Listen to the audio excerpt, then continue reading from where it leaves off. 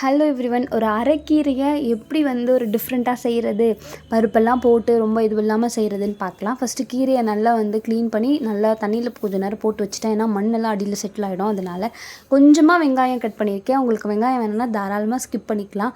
கொஞ்சம் போடுங்க, வெங்காயம் நிறைய வேண்டாம். இப்போது தக்காளி கட் பண்ணி வச்சுருக்கேன். இப்போது கீரையை வாஷ் பண்ண கீரையை குக்கரில் போட்டுட்டு பூண்டு, பச்சை மிளகாய், தக்காளி, அதுக்கப்புறம் வெங்காயம் இவ்வளோ போகணுன்ற அவசியம் இல்லை, கொஞ்சமாகவே போட்டுக்கலாம்.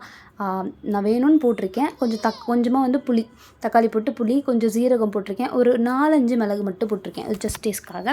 கொஞ்சமாக ஒரு அரை டம்ளர்லேருந்து 1 டம்ளர் தண்ணி ஊற்றி ஃபஸ்ட்டு அடுப்பில் வச்சு கொஞ்சம் நேரம் மிக்ஸ் கொடுத்தோன்னா கீரை நல்லா தண்ணி விட ஆரம்பிக்கும். தண்ணி விட ஆரம்பித்த உடனே குக்கரில் ஒரு 3-4 விசில் வச்சுட்டிங்க அப்படின்னா நல்லா கீரை மசிஞ்சிரும். இந்த மாதிரி நல்லா தண்ணியை வடிகட்டிக்கோங்க. வடிகட்டிட்டு மத்து வச்சே நல்லா மிக்ஸ் பண்ணி பாருங்கள். அப்படி முடியல, டைம் இல்லை அப்படின்னா மிக்சரில் ரொம்ப அரைக்காமல் பல்ஸ் கொடுத்துக்கோங்க. பல்ஸ் கொடுத்துட்டிங்கன்னா இந்த மாதிரி கன்சிஸ்டன்சி வந்தோடனே எடுத்துருங்க. இப்போது ஒரு சூப்பரான தாளிப்பு கொடுத்துடலாம். கடாய் வச்சு ஒரு சின்னதாக தாளிப்பு கரண்டி வச்சு எண்ணெய், கடுகு போடலை, தாளிப்பு வடகம் போட்டிருக்கேன். வடகம் போட்டுட்டு அதுக்கப்புறம் அதில் நான் மிளகா போட்டிருக்கேன். மிளகா போட்டு தாளித்து கொட்டிட்டேன்னா சூப்பரான அரைக்கீரை கடையில் ரெடி.